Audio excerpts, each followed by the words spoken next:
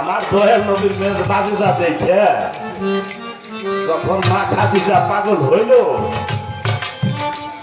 তখন আমার দয়াল নবীর বয়স কিন্তু কম, মা খাদিজার বয়স হলো বেশি। মা খাদিজা অনেক টাকা পয়সার মালিক।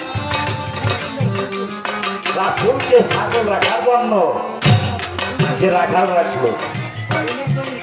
যখন ছাগল চড়াইতে যাই দেখে মেঘের এক টুকরা ব্যাগের সামা দয়াল নবীর মাথার পর ছায়া দেয়, স্বর্গ এসে বাঁচান দেয়।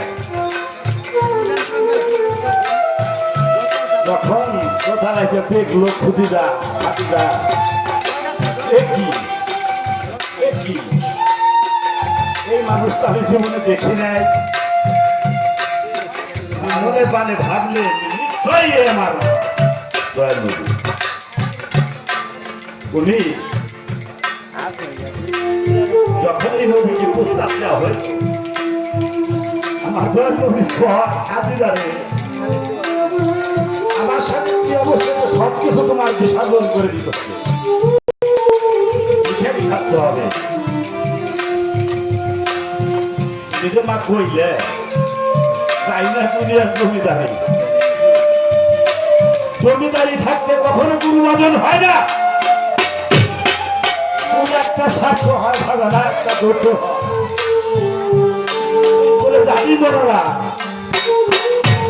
আগে তোমার কোনটা নির্ণয় করো, আগে কোনটা নির্ণয় করো তুমি কোন করে যাবে।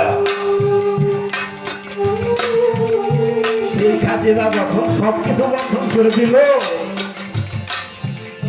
তখন আমার জনগণ পয়সা নিল। নেওয়ার পরে সেই খাদিরাকে সে গ্রহণ করে নিল। আমি যদি আমার জীবনে সবকিছু ত্যাগ করতে পারতাম, তাহলে আমি আমার শান্তি লন্ডন চরণ খানা পাইতাম। আমার রয়ে গেছে লোক আছে, হিংসে অহংকার, তাই মা আমি পাইতেছি না।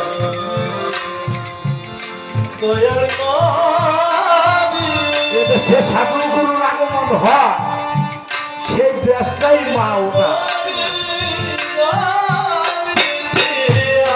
সেই আশায় আছি, আইনশলা সব বিসর্জন দিয়ে মারে।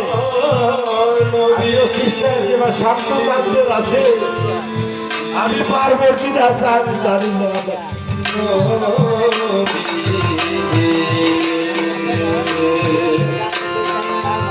নবীজি